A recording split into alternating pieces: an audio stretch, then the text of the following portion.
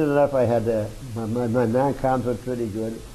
I once saw it, even I tell the people here when they walk with their hands in their pocket, get your hands out of your pocket, you'll fall down and break your neck. Our first sergeant used to say that, and he used to say, you guys are civilians. He never called us soldiers. Because he was a North Korean man. And that's why, actually we were all draftees.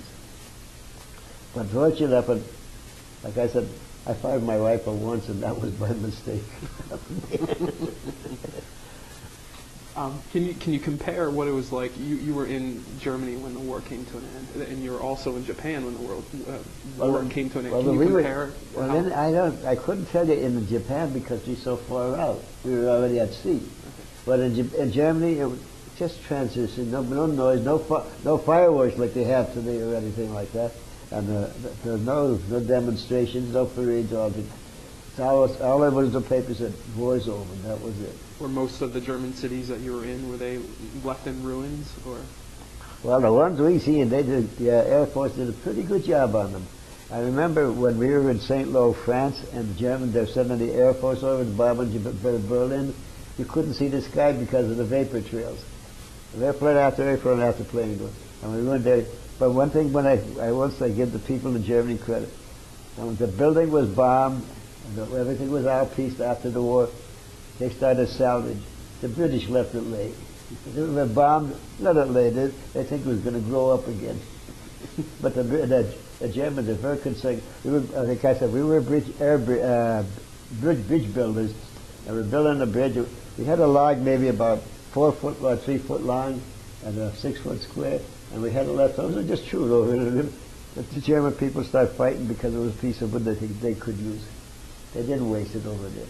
Like even right around here. Walk through these woods, see all the dead branches.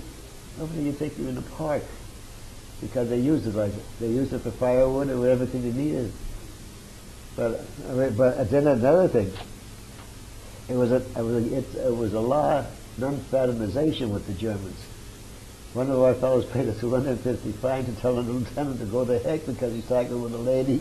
And he said, you fraternize her? He said, what the heck do you care? he paid a fine, and then it was just the opposite in Japan.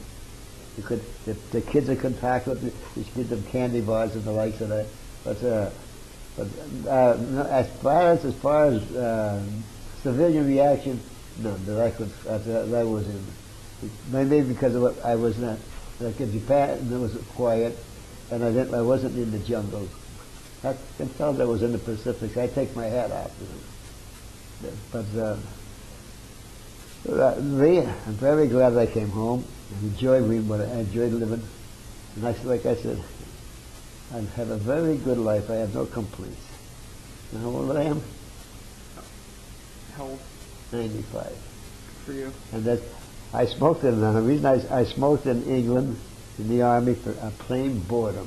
Because I said, now I smoked one, what the heck am I smoking like this for? So the one guy said, use your cigarettes for trading. So he used to take a bar of candy, a pack of cigarettes, get a bottle of beer, a bottle of wine. Money was better than money. But like I said, I'm very, very fortunate, I thank God. And do you have anything else that you want to share with us today? Any advice for the younger Well, I'll tell you generation? what, never volunteered. I told my grandson and my nephews, when they got registered for the draft, but don't volunteer. And my wife gave me heck for that. Tell them to volunteer anything. While you spoke before that you were in San Antonio. What's that? You said before that you were in San Antonio. While you were there, did you have experiences with a whack? Yeah. We had one down there, like I was telling you. I wouldn't want to tangle with her. I think if she hit me, I'd still be bouncing. She's a little rough and tumble. They took care of the motor pools and all that. Okay. And then we had no contact with them the other places where they went for it. Like in Illinois, Canada. The next time I can't see him, a woman in service was in England, and they called them the APFs. And they were clerical work and all that. Not like today. I disagree with them today. Women don't belong in a combat room. They're having enough trouble at home with where is their home. But I have a good life. I have no complaints. I made a lot of friends being in the service, and I've met a lot. Oh, one thing I like to brag about: I got 50 years in the Boy Scouts. Wow. No boys. But the people that I met in the Boy Scouts are connected with them. We had 75 Eagle Scouts in 50 years in our troop, and then the church collapsed. But I've been militarily, and I have no complaints. I took advantage of what I could. The TIBL training bill, and even now, if I need to, my benefits are already paid for. I don't have to worry about them. That's great. So the only thing I'm not going to go to Arlington. I can go to. I got a place up at home. That's good. Well, seeing that you live in Phoenixville now, do you ever have the opportunity to go back to Scranton? I had the opportunity to go back because, as a matter of fact, the house is standing right now, half empty. I got a garage full of woodworking tools. And they're standing there. I told my neighbor, go down and help yourself. He said, Henry, I don't want anything. I get a good neighbor. My garage does not even lock. But I'd like to go home, but the situation is no good. I have no one to go to. My daughter lives down here, the other one lives in California. And I just lost my sister a couple of weeks ago. So there's nobody. And I live on a second floor, 27 steps. And they won't even let me walk all flighty. I mean, flights, all the way from all the way up. And I have no car or anything. So I'd be dependent on someone else to take care of me. Here, everything is taken care of. Okay, so I have no complaint on that. From the last time that you were in Scranton, did the city, I imagine the city changed a lot from what it was like when you were younger.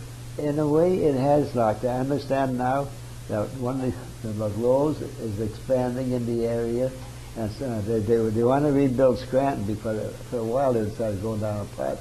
Stores are closing up.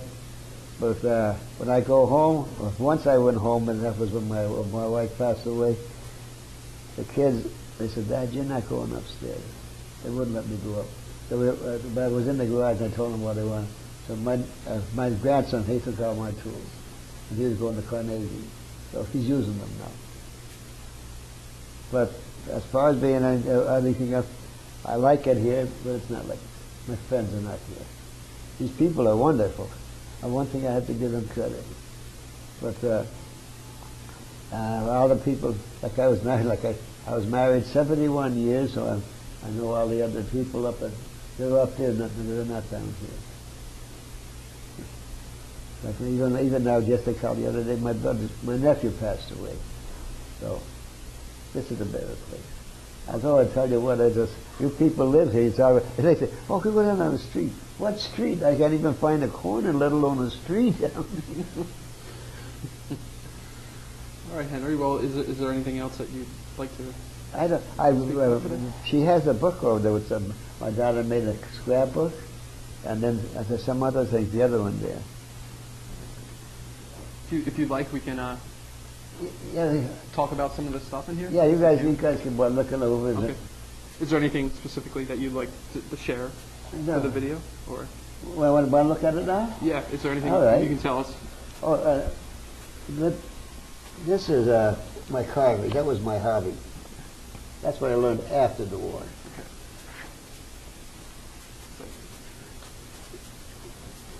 Now this is, just my name and the stars with the stripes that are there. And that's a pen and drawing. The fellow did that on guard. He did that in less than 5 minutes. We were on disconnect. That was me.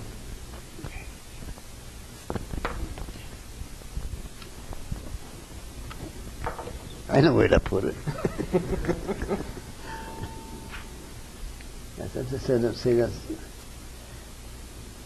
That's the most important piece of paper right there, the discharge.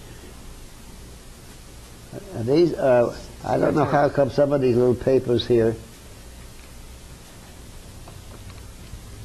them pictures of paper taken, pictures in Japan, but these little newspapers, history of the outfit, it's made into a book by the name of Eager Beavers. Did you see a book on the shelf? Eager Beavers. That's our